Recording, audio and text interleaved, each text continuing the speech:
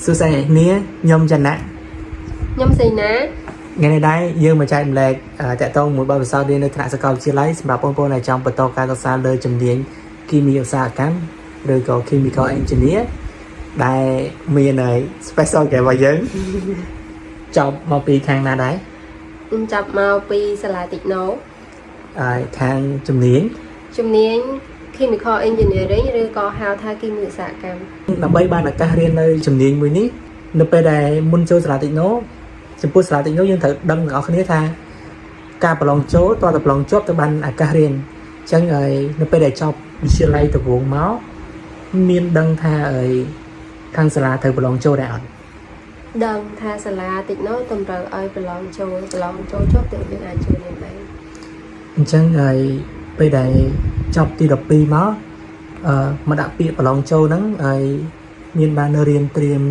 để cái đạt được cho bộ ban riêng này សម្រាប់ខ្ញុំអត់បានមករៀនត្រៀមនៅពេញដូចគេទេប៉ុន្តែយើងបានទិញឯកសារសម្រាប់ឯកសារដែលគេលក់មានសភៅរូបគណិតគីមីដែលគេដាក់ថាវិញ្ញាសាត្រៀមប្រឡងចូលតិចណូទៅទិញឯកសារខ្លះៗមកដើម្បីមករៀនធ្វើ ចឹងមានន័យថាបានឡើងមករៀនត្រៀមនៅភ្នំពេញទេតែចឹងយើងទិញសភៅហើយយកទៅរៀនត្រៀមខ្លួនឯង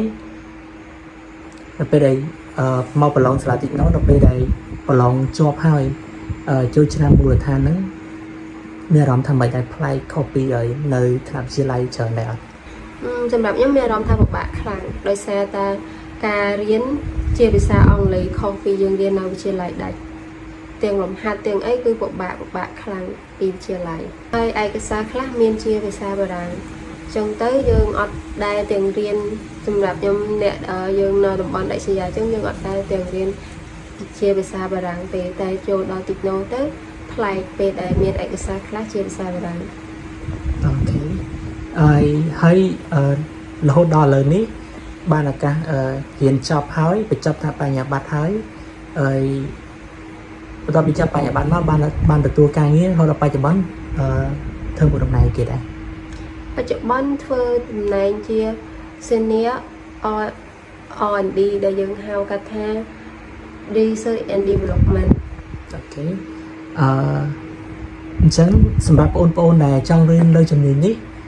តាមបទពិសោធន៍ដែលអូនរៀនផ្ទាល់តើអូនគិតថាពួកគាត់បើសិនជានៅវិទ្យាល័យគួរតែត្រៀមខ្លួនបែបម៉េចខ្លះហើយសម្រាប់បងប្អូនចប់ទី12ហើយឥឡូវហ្នឹងគួរតែត្រៀមខ្លួនបែបម៉េច ទី12ដែលមានចំណាប់អារម្មណ៍ខាងគីមីឧស្សាហកម្មឬក៏គីមីចំណីអាហារបងប្អូនគួរត្រៀម